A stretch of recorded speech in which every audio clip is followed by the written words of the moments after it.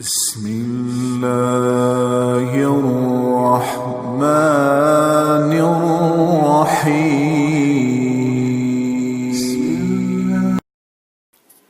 میرے نبی کی زندگی کی دو پیلر ہے، عبادت، نماز نہ چھوٹے، نماز نہ چھوٹے۔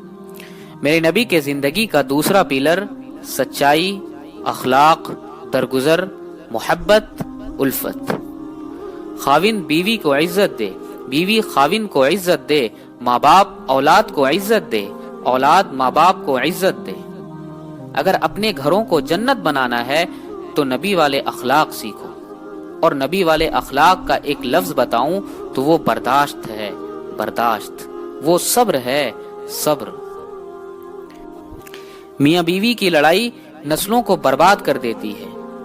بیویوں پر زیادتی مت کرو، بیویاں خاوند پر زیادتی نہ کریں۔ میرے نبی نے فرمایا بدترین ہے وہ انسان، ان انسان میں کوئی خیر نہیں جو عورتوں کو مارتے۔ اور عورتوں سے فرمایا جس سے اس کا خاوند ناراض ہوا عذر شرعی کی وجہ سے اور اس نے اسے راضی نہ کیا تو اللہ کی ساری رحمتیں اس سے دور ہو جائیں گی۔ اپنے گھروں کو جنت بناؤ۔ گھر جنت پیسے سے نہیں بنتے، ڈالر سے نہیں بنتے، نبی والے اخلاق سے بنتے ہیں۔ ماں باپ کو عزت دو، بیوی خاوند کو عزت دے، خاوند بیوی کو عزت دے۔ کوئی ایک غصہ ہو جائے تو دوسرا چپ کر جائے، ایک چپ کرے تو دوسرا اس کو دیکھ کر چپ کر جائے۔ ساری لڑائیاں تو بول کی ہے، سارے جھگڑے تو بول کے ہیں۔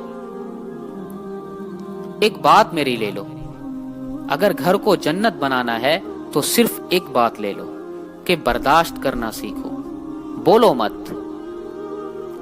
میری بیوی نے بے عزتی کر دی، میرے خاوند نے بے عزتی کر دی، اللہ کی قسم ذلت میں عزت چھپی ہوتی ہے۔ دانے کو درخت بننے کے لیے مٹی میں چھپنا پڑتا ہے، مٹی میں ذلیل ہونا پڑتا ہے، پھر جا کر وہ درخت بنتا ہے۔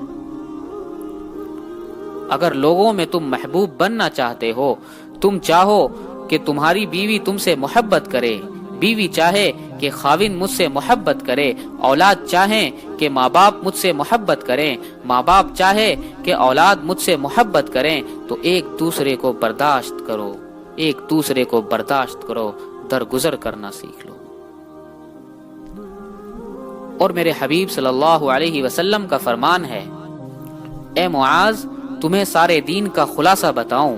کہا جی کیا؟ اے معاذ زبان قابو میں رکھنا، زبان قابو میں رکھنا۔ سارا دین کیا مطلب ہے؟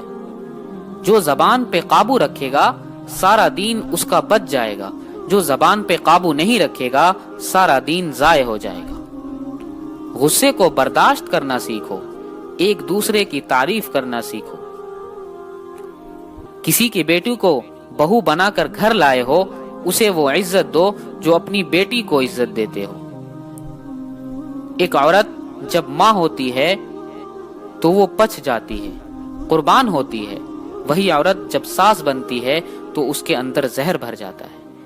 ایک مرد جب باپ ہوتا ہے ساری رات جاب کر کے بچوں کو روٹی کھلاتا ہے، وہی جب سسر بن جاتا ہے تو اس کے اندر ایک نفرت بھر جاتی ہے۔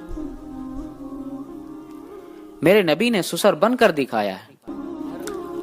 آپ اپنی بیٹی کے گھر آئے، فاطمہ پریشان ہے کہ بیٹی کیا ہوا؟ کہ میری اور علی کی لڑائی ہو گئی ہے۔ کہا اچھا کدھر ہے علی؟ یہ نہیں پوچھا کیوں ہو گئی، بس کدھر ہے علی؟ کہا جی باہر چلے گئے۔ آپ پیچھے نکلے، ڈھونڈا، مسجد میں سوئے ہوئے تھے، ان کو اٹھایا، ابو تراب اٹھو، یہاں سے یہ لقب آپ کو ملا ہے، ابو تراب۔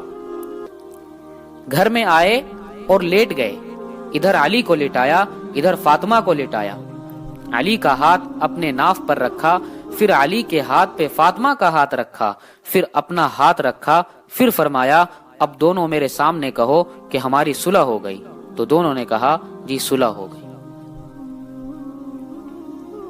تو آپ باہر نکلے بڑے خوش۔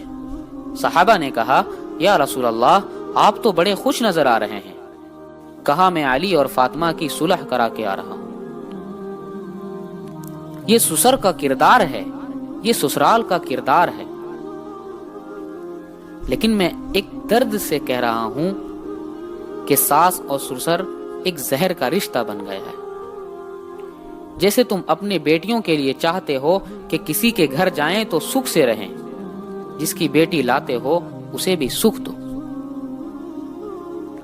اور بیٹیوں سے بھی کہتا ہوں کہ جس کے گھر میں جاؤ، جاتے ہی ماں باپ سے جدا کرنے کی اسکیمیں نہ چلاؤ، بلکہ گھر کے راحت بنو، رحمت بنو۔ میرے نبی والی زندگی پڑھو، اللہ کے واسطے پڑھو کہ آپ اپنے گھر میں زندگی کیسے گزارتے تھے۔ ایک صحابی ہیں ابو دجانہ، جنگ بدر سے لے کر آخری حج تک اللہ کے نبی کے ساتھ رہے، بڑے صحابہ ہیں، لیکن فرماتے ہیں لوگوں بخشش کا سب سے بڑا عمل یہ ہے کہ میں نے اپنی زبان سے آج تک کسی کو دکھ نہیں دیا اور میرے دل میں کسی کا کوئی بغض نہیں ہے۔ اگر اپنے نبی کی اخلاق بنانے ہیں، دو چیزیں لے لو، زبان سے دکھ نہ دو، دل میں بغض نہ رکھو۔ زبان سے دکھ نہ دو، دل میں بغض نہ رکھو۔